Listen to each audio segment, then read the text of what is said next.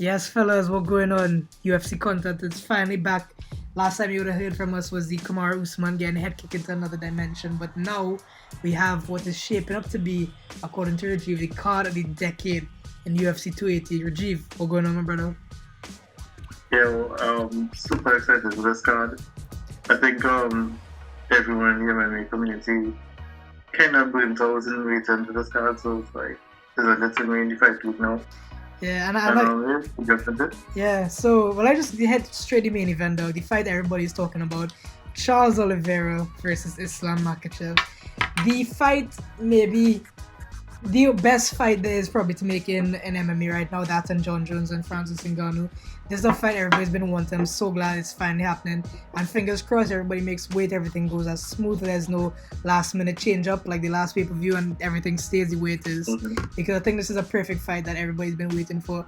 It's classic Brazilian Jiu-Jitsu against Sambo wrestling that Khabib and them do. So it's literally two biggest ground games in MMA going head to head with the guy with the most finishes and most submissions in UFC history against Khabib's basically protege, and a lot of people consider Khabib to be one of the greatest of all time. So it's a fight that everybody wants to see, and how you see it playing out. It might be one of those two things, obviously, but it might be a quick night at offense for Oliveira, or it's gonna be a long night for him in the sense that I don't think Islam's gonna finish him, but he could win a decision or something. But I think it will be Oliveira, right? He will actually get the key. Yeah, I think Oliveira and Islam are going to be pretty even on the ground, so it might lead them striking kind of similar to how Usman and Kobe ended up.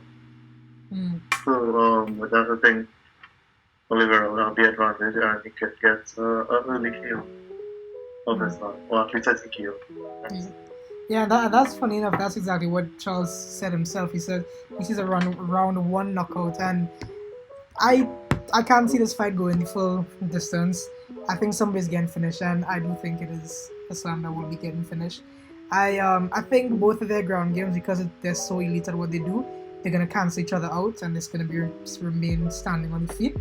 And I think Charles just has a superior kickboxing than compared to Islam. And it's all really going to come down to the first grappling exchange. Whoever shoots free takedown first, I have a feeling it's going to be Islam. He's going to shoot free takedown first. I don't know if it's going to be right out the gate like we saw with Hamzat and Kevin Holland, but I think Islam will shoot the takedown first whenever it may be. And I think Charles needs to do really well to defend that takedown, or even if he does get taken down, fight well off his back, which he does do.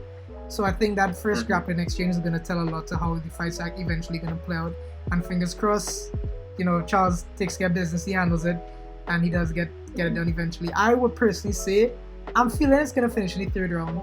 I don't know if it'll be a submission. If it's a submission, that's just even bigger balls and an even bigger victory. I think that's the best way Charles to win a round one, round two submission. I think that's really it. But I have a feeling it's going to finish in the third round. I feel it maybe a knockout or a TKO. Similar to the Michael Chandler finish. Yeah, I could see that. I could see that. And another thing that I was saying about Oliveira and Islam. Alright, yeah, so just to wrap up on the main event, I have a third round finish. Not sure if it's going to be a TKO or sub. RG, you have? I have a third round finish as well. I think it's going to be a TKO. I don't think Islam is going to want to tap. So if it does end up being a submission, he's going to go to sleep. But I think it's going to be a third round TKO. Yeah. Alright, fair enough. So moving on to the co-main event, we have another title fight in the bantamweight division. We have Aljamain Sterling, who, is this great villain character, you would say, and he's going up against another villainous character. The CEO of EPO himself, TJ Dillashaw, found his way back to a title shot somehow after, like I said, that EPO incident. And so what do you think about this fight? This fight, I'm actually not sure about how this fight can go, because I honestly thought TJ lost that fight against Corey Sandhagen. I rewatched that fight, and I think so as well. But sorry to cut you off there. Go ahead. He didn't really show much, in my opinion.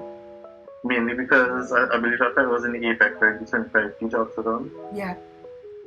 Yeah, he didn't really do much to me. I think this fight might go similar to the last time we saw Aljo fight, which was when he fought Pichayan the second time, and it just ended up being Aljo smaller than what he was wrestling. I don't see TJ having any sort of offense in this fight at all. I think it's gonna be an easy fight for Aljo. Yeah, I think so as well because Aljo, he proved himself. He went the full distance with perhaps the scariest guy in the division in PFT. And whether you like the Yeah. decision or not, he got the win at the end of the day. And those second and third rounds, I believe, showed that he can dominate on the ground and dominate really bad. And yeah, I think this is another thing where he's just gonna smother him with wrestling. And TJ's either gonna gas and just let Aljo get TK or sub, or it's gonna go on decision and Aljo's comfortably gonna win it. Yeah, I think so too. And the other thing is, we don't know how TJ actually gonna fight in those fights. Kind of on the chinny side a little bit as well. So all that could play a part in all this fight. Yeah, and he hasn't fought since that Corey Sandhagen fight. I think he tore something in his knee as well, and he, like I said, he got really beat up in that fight. So he isn't really fight fit, I should say. But yeah, we'll see how it plays out.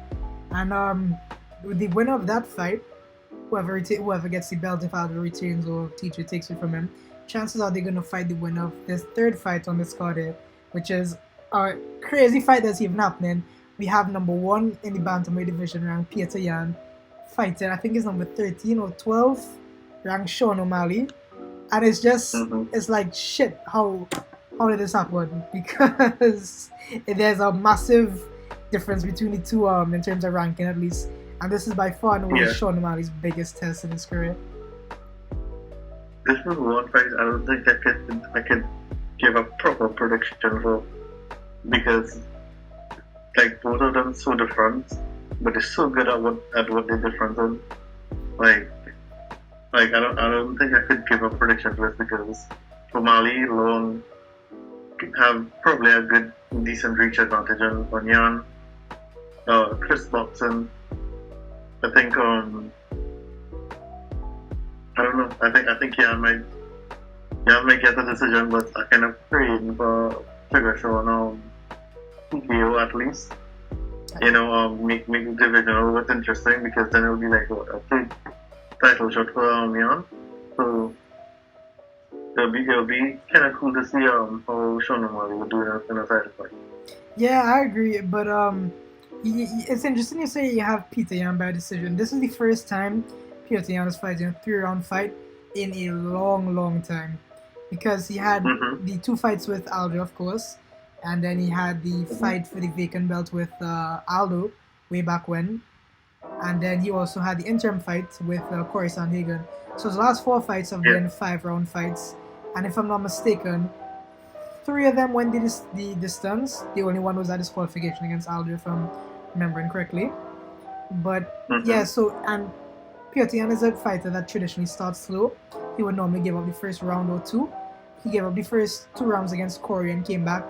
He gave up the first 3 rounds against Aldo, and we see how that cost him. So a guy that typically starts slow in a 3-round fight is not something you would want to see. So maybe that guy gets in his head a little bit. He gets a little excited, and then Sean catches him, because Sean's a great counter striker. So yeah, it's a very interesting fight. This out of 3 may be the toughest to call. Okay, but what's about if Yan Boxing is a little bit better than Sean? Yeah, I think that's definitely a possibility, and also he has to look out for those leg kicks that being shown, because we know that leg is a problem for him, and Peter Yan, if he knows you have a weakness, he will go and hunt it out. So yeah, he needs to be very aware of those leg kicks. I think that's really the way to victory for Peter Yan, attacking those legs early on, getting shown a little wobbly, and then going in for the kill eventually. Okay, yeah. I could see going that way, but I still think it might be a decision for Yan. I think it could be I think like a second round TKO. My head's still on my second round TKO for Peter Yan, But my heart's still on my first round knockout for Sean. It's what I think is gonna happen and what I want to happen. That's really what how I feel right now. I feel you. Yeah.